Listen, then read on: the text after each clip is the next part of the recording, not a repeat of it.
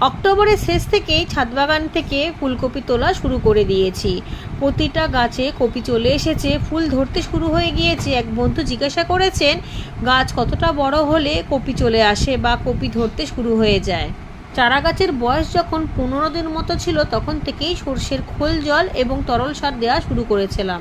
2 মাস পর গাছের গোড়াতে আমি ভার্মি কম্পোস্ট দিয়েছিলাম।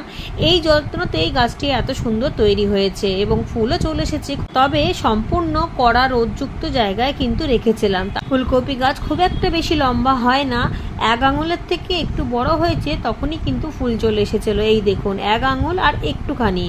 কিন্তু যদি গাছটাকে আপনি রোদযুক্ত জায়গায় না রাখেন এবং খাবারের পর খাবার দিয়ে যান, তাহলে কিন্তু গাছটি অনেকটা লম্বা হয়ে যাবে, দোপাটি গাছের মতো।